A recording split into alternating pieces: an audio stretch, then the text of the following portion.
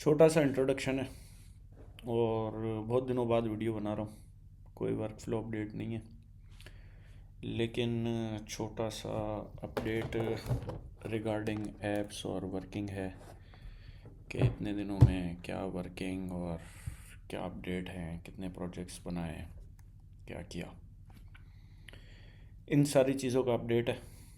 तो थोड़ा प्रोजेक्ट्स का ओवरव्यू देते हैं पहले। ये आगे कुछ प्रोजेक्ट्स जो मैंने बनाए उनका ओवरव्यू है। ये एक ऐप है, इनकम्प्लीट ऐप है, जिसमें आप daily, monthly, weekly, yearly notes add कर सकते हो और डायरेक्टली यहीं से इनपुट ऐड करोगे। नोट्स, टास्क, इवेंट और log, 4 types of notes add कर सकते हो। फिर ये कैलेंडर, और ये भी इनकम्प्लीट है। एक ऐप ये है। फिर एक ऐप ये टू डू ऐप है। ये to do app 4 step concept पे बेस्ड है: नाउ, नेक्स्ट एंड कंप्लीटेड और इनबॉक्स। तो ये इस तरह है। और ये इनबॉक्स है। इनबॉक्स में हर कैटेगरी से आएगा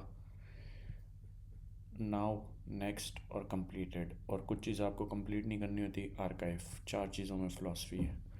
अब ये इस तरह का व्यू है। अब इसका एक वर्टिकल व्यू है, ये हॉरिजॉन्टल व्यू भी होना चाहिए। और इसमें मंथली, डेली, वीकली, ईयरली और आर्काइव और ट्रैश और इस तरह है ये। और प्रोजेक्ट बना सकते हो और प्रोजेक्ट को ग्रुप कर सकते हो, थिंग्स 3 की तरह। और इसमें हॉरिजॉन्टल कैनबन बोर्ड की तरह व्यू होना चाहिए। ये टू डू ऐप है, ये इसका कॉन्सेप्ट है। फिर ये एक नोट्स ऐप है। और इसमें मैंने बहुत सारी चीज़ें ऐड की हैं। इसमें मैंने पूरा थीमिंग सिस्टम ऐड किया है। हर चीज़ को मैं रैंडम थीम ऐड कर सकता हूँ। डार्क थीम अलग है, रैंडम थीम अलग है, थीम रीसेट हो गई। लाइट मोड पे थीम अलग है, वाइट मोड पे थीम अलग है। इसमें बैकग्राउंड वाइट है और ये ग्रे है, और लाइट मोड में वो ग्रे है और ये वाइट है। तो डिफरेंट तरह के थीमिंग ऑप्शंस हैं इसमें। लाइट डार्क मोड पे अलग अलग थीमिंग ऑप्शंस हैं। ये डार्क मोड के थीमिंग ऑप्शंस हैं। और इसमें भी डार्क और ब्लैक थीम, 2 थीम्स हैं। और इसमें मैंने पूरा थीमिंग सिस्टम पे काम किया है। और इसके अलावा इसमें मैंने पूरा नोट्स टेकिंग पे, और जैसे ये आइकन मैनेज करके कैटेगराइज करना, ये सिस्टम बनाया है। इसमें मैंने फिर इंडेक्स सिस्टम भी बनाया है, इंडेक्स ऑटो सिस्टम भी बनाया है।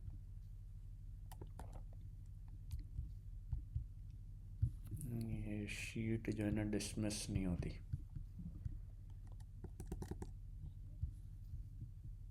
स्क्रीन रिकॉर्डिंग में।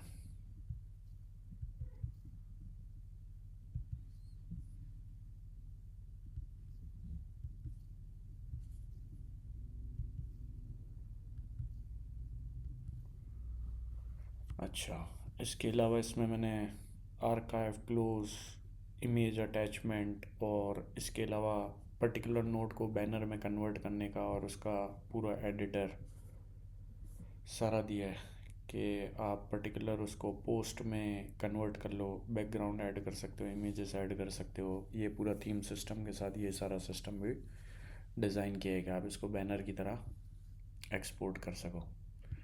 वही मसला आ गया कि ये मैं आईफोन के आईफोन मिरर की ऐप में हूँ, जिसमें मैं डिसमिस नहीं कर पा रहा। ये शीट ड्रैग डाउन करके ये शीट डिसमिस हो जाती है। वैसे ही डिसमिस हाँ हो गई, 2 फिंगर स्वैप से हो रही है। अच्छा, फिर ये टाइमलाइन भी ऑटोमेटिकली कन्वर्ट कर देता है आपकी। फ़िल्टर कर सकते हो, इंडेक्सिंग है, होम, आर्काइव और इस तरह। और नोटिफिकेशन सिस्टम भी है इसमें, फोकस सिस्टम भी है। ये क्लीन हो गया थोड़ा यूआई। इस तरह आप इसमें बैनर कन्वर्ट कर सकते हो। इस तरह का बैनर आप इसी में डिज़ाइन कर सकते हो।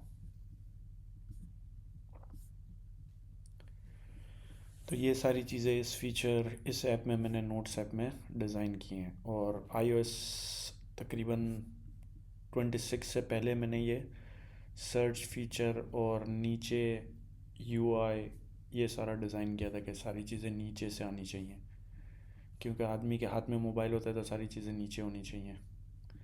फिर ये एक और ऐप है, ये भी मैंने डिज़ाइन की, ये जो नीचे का जो मैंने कॉन्सेप्ट दिया ये यहाँ पे दिया मैंने, जो अब iOS 27 में आया है। इसमें भी 4 और 5 टाइप ऑफ कंटेंट आप डाल सकते हो, notes, task, event, finance.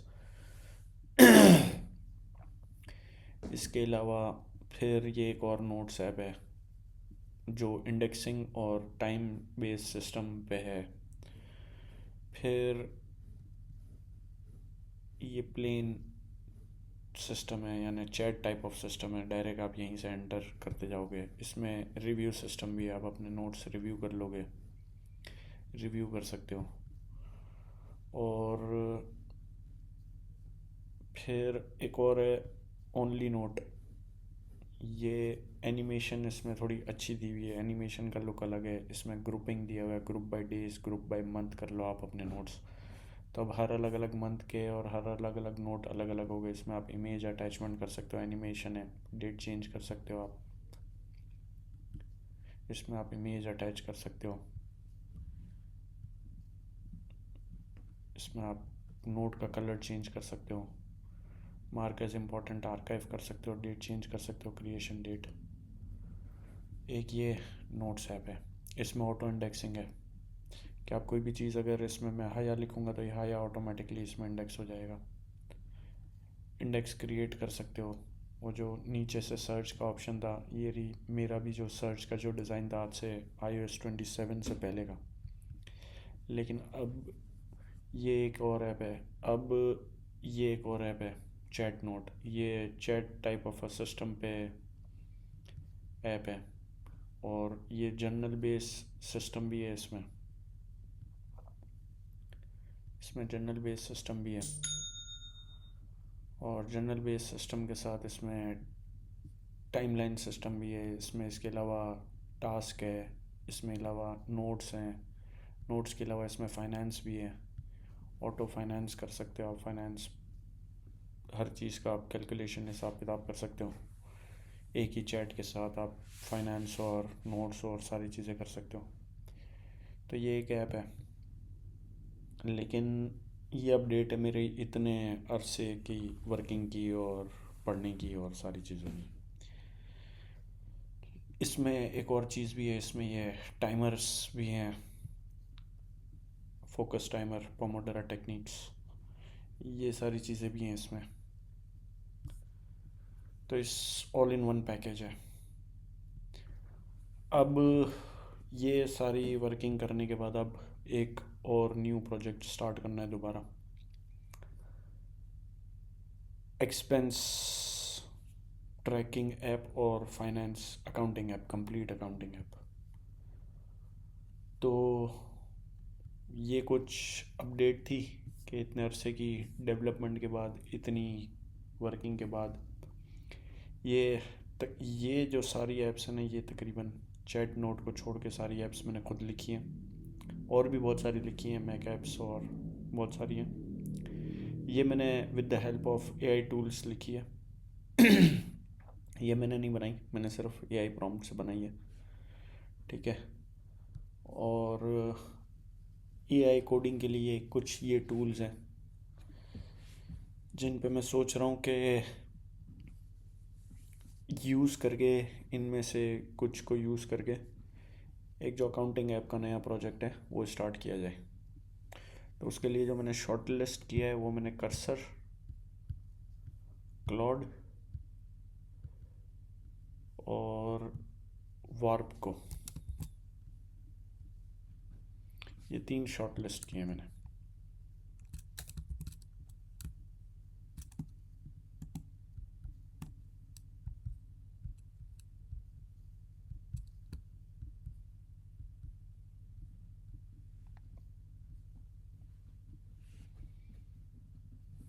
PC बहुत स्लो हो गया, पता नहीं क्यों। तो ये 3 मैंने शॉर्ट लिस्ट किए हैं। अब इन 3 एआई में डिफरेंट डिफरेंट चक्कर हैं। अगर आप क्लॉड यूज़ करते हो तो क्लॉड में आपको क्लॉड कोड CLI टूल मिलेगा, CLI टूल में जैसे इस तरह का होता है, जैसे ये जेमिनाई का CLI टूल है, ये जेमिनाई का CLI टूल है। तो इसमें आपको आपकी चैट हिस्ट्री और कुछ चीज़ें नहीं मिलती, और यूज़र एक्सपीरियंस और कोड जो एडिट हुआ और वो चीज़ें देखने में आपको यूज़र एक्सपीरियंस सही नहीं मिलता। तो CLI इंटरफेस में आपको ये क्लाउड कोड यूज़ करोगे तो आपको मज़ा नहीं आएगा। तो इसका एक ऑल्टरनेटिव है जो आपके पास आता है, वार्प। ये आ गया वार्प, ये आ गया वार्प। इसमें आप MPC सर्वर्स भी कनेक्ट कर सकते हो, और इसमें आप अपने रूल्स वगैरह भी डिफ़ाइन कर सकते हो। और इसके बाद इसमें आप मल्टी एजेंट टूल है, और इसमें आप टूल को जो भी एजेंट्स को डिफरेंट डिफरेंट टास्क दे सकते हो आप डिफरेंट डिफरेंट प्रोजेक्ट्स पे, और वो सारे पैरेलल वर्किंग टास्क होंगे। जैसे आप कर्सर में एक ही प्रॉम्प्ट लिख के आप इंतज़ार करते हो और देखते हो क्या चेंजेस हुए हैं, इसमें आप डिफरेंट डिफरेंट चेंजेस डिफरेंट जगहों पे दे के आप काम वर्किंग कर सकते हो। तो एक ये वार्प है। वार्प के बाद आ जाता है एक ये कर्सर। अगर आप iOS डेवलपमेंट करते हो तो आपको यानी IDE की ज़रूरत पड़ती नहीं है, मेन IDE आपका Xcode ही होता है। तो वो जो आप चैट विंडो आपकी जो कर्सर में जो आप यूज़ कर रहे हो, तो ये एक बेसिकली ये एक ऐप में कन्वर्ट हो गई चैट विंडो, और IDE आपका Xcode ही रहा। तो ये आपका डेवऑप इन्वायरमेंट रहेगा, और आप वार्प यूज़ करोगे तो आपको तकरीबन 10,000 रिक्वेस्ट मिलती हैं $40 में, क्लाउड कोड की, क्लाउड की, सोनेट की और ओपस की। तो वही मॉडल आपको कर्सर में भी यूज़ करना है, और वही मॉडल आपको मिलता है कर्सर में। तो कर्सर आपकी वो चैट विंडो चैट हिस्ट्री दे देता है, ये भी चैट हिस्ट्री दे देता है, और डिफरेंट प्रोजेक्ट्स पे एजेंटिक वर्कफ्लो भी दे देता है, ये भी एजेंटिक देता है वेब से और उस तरीके से। लेकिन अगर आप बिल्कुल बिगनर हैं तो ये आपके लिए अच्छा है, लेकिन अगर आपको बहुत लार्ज स्केल पे काम करना है तो आपके लिए ये अच्छा है, क्योंकि बेसिकली वो चैट विंडो ही चल रही होती है, सिर्फ आप उसको देख रहे हो। तो ये चैट विंडो चल रही है, और कर्सर की आपको ज़रूरत नहीं पड़ेगी। कर्सर का भी डेमो दे देता हूँ कि कर्सर का इन्वायरमेंट किस तरह का होता है। ये कर्सर का इन्वायरमेंट है, ये चैट नोट का ही प्रोजेक्ट खुला हुआ है मेरे पास, ठीक है। तो अब ये आपको इसमें आपको ये यहाँ पे इस तरह मिल जाता है, जैसे ये प्रोजेक्ट है, और इसमें आपको कोड ब्राउज़र मिल जाता है यहाँ पे ही। तो आप अपना प्रोजेक्ट ये यहीं देख लेते हो। तो ये मेरी एक बुकमार्क ऐप है, उसका ये प्रोजेक्ट है, और ये एक चैट नोट का प्रोजेक्ट है। तो ये आप ये यहाँ चैट कर रहे होते हो, और ये यहाँ पे आपको सारी चीज़ें पता चलती रहती हैं, आपकी चैट की हिस्ट्री मिल जाती है आपको। इसमें आपको चैट की हिस्ट्री मिल जाती है आपको, और आपको फाइल सिस्टम में मिल जाता है, फाइल एडिट करने के लिए भी आपको मिल जाता है, फाइल एडिट करने के लिए भी आपको मिल जाता है। फाइल एडिट करने के लिए कोड कंप्लीशन नहीं मिलता आपको, ऑटो कोड कंप्लीशन नहीं मिलता। कर्सर में आपको इन्वायरमेंट मिलता है, लेकिन कर्सर में आपको 10,000 रिक्वेस्ट नहीं मिलती, कर्सर में आपको 500 रिक्वेस्ट मिलती हैं। $20 में 500 रिक्वेस्ट, और तकरीबन $60 में है तकरीबन मेरे ख्याल से 4,000 रिक्वेस्ट हैं। और वार्प में आपको मिल जाती हैं तकरीबन $40 में 10,000 रिक्वेस्ट क्लाउड के लिए। तो ग्रॉक रिसर्च के लिए अच्छा है, ये डेवलपमेंट इन्वायरमेंट के लिए AI टूल्स पे ओवरव्यू है। और फिर एक नो कोड टूल्स होते हैं, वो वेब डेव के लिए थोड़े अच्छे होते हैं। और एक होते हैं रिसर्च के लिए, वो जैसे ग्रॉक उसके लिए अच्छा है। चैट GPT भी अच्छा है। बेसिक है तो चैट GPT सही है, अगर पर्टिकुलर इनहेंस टॉपिक है, research type, PDF type, PhD level of type, तो फिर आपके लिए ग्रॉक सही है। तो ये कुछ टूल्स हैं, इन पे ओवरव्यू है, और ये मेरे प्रोजेक्ट्स का भी कुछ ओवरव्यू था एक ही वीडियो के अंदर। तो डेट्स इट, 15 मिनट की वीडियो हो गई है। मिलते हैं अगली वीडियो में। ये कुछ महीनों बाद ओवरव्यू था कुछ डेवलपमेंट का। अब एक न्यू प्रोजेक्ट स्टार्ट करेंगे, या तो वार्प पे या फिर क्लाउड कोड पे, लेकिन ये भी लिमिट रीच कर जाएगा, तो यही ऑप्शन बेहतर है। और इसमें यूज़र एक्सपीरियंस आपको ये टर्मिनल यूज़र एक्सपीरियंस भी अच्छा नहीं रहता, वार्प का अच्छा रहता है। वो आप $40 पे या ये $60 पे, दोनों में से एक ऑप्शन है। अब ये विंड सर्फ भी कर्सर का कंपटीटर है, लेकिन इसका एआई मॉडल इतना अच्छा नहीं है, और 500 प्रॉम्प्ट $20 में या $15 में मेरे ख्याल से इसके। लेकिन इसका हायर प्लान, हायर प्रॉम्प्ट्स नहीं मिलती, इसमें आपको 10,000 प्रॉम्प्ट मिल जाती हैं, आपको सिर्फ प्रॉम्प्ट ही माननी होती हैं, काम हो जाता है। अगर आपको डेवलपमेंट आती है तो आपको पता है इसने क्या लिखा है, आप पढ़ सकते हो अगर, तो आपके लिए कोई मसला ही नहीं है, क्योंकि ये आपने खुद लिखा है तो आपको पता है कि ये 700 लाइन का कोड मैंने खुद लिखा हुआ है, तो ये मुझे पता है कि ये एक एक चीज़ क्या क्या हो रही है। तो अब अगर मैं एआई से इसको एडिट करने के लिए कहता हूँ तो मुझे कोई प्रॉब्लम नहीं होगी एआई अगर इसको एडिट करेगा तो, क्योंकि मुझे पता है क्या लिखा हुआ है, क्या किया हुआ है मैंने, और क्या इस चीज़ से क्या एडिट करवाना है, और मुझे क्या स्ट्रक्चर क्रिएट करवाना है।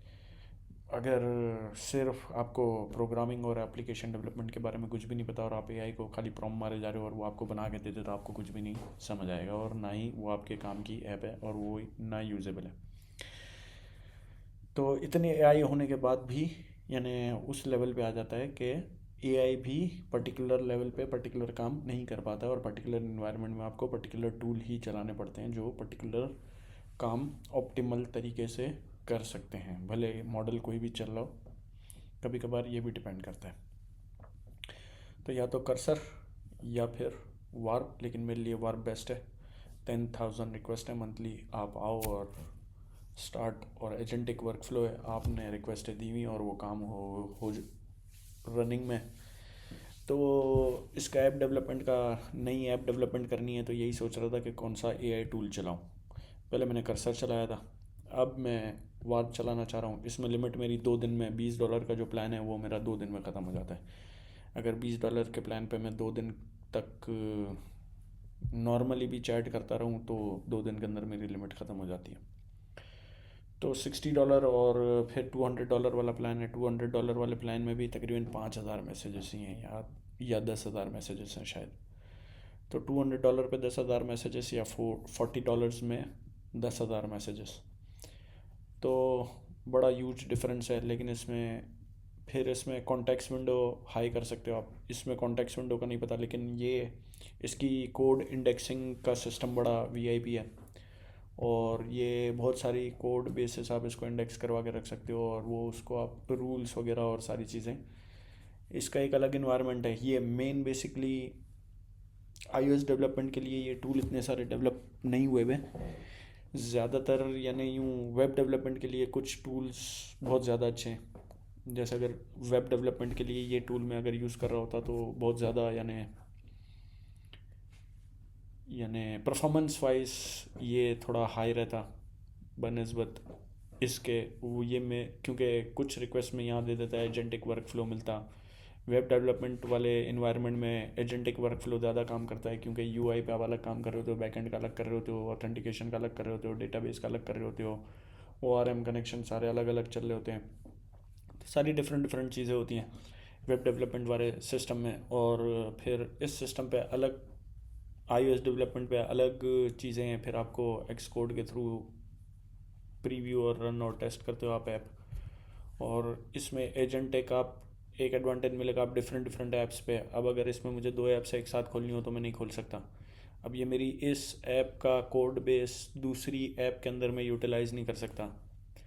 तो कुछ चीज़ें कर्सर की अलग हैं, कुछ चीज़ें वार्प की अलग हैं, डिफरेंट डिफरेंट चीज़ें, डिफरेंट डिफरेंट यूज़ केस हैं। तो मैंने सोचा है कि मैं इस दफ़ा वार्प ट्राई करूँगा, और इस पर न्यू ऐप ट्राई करूँगा और वीडियो बनाऊँगा। और इस दफ़ा वो न्यू ऐप मेरे ख़्याल से मैं कोशिश करूँगा मैं वीडियो में रिकॉर्ड करके पब्लिश कर सकूँ। मुझे टाइम नहीं मिलता, मैं नहीं कर पाता।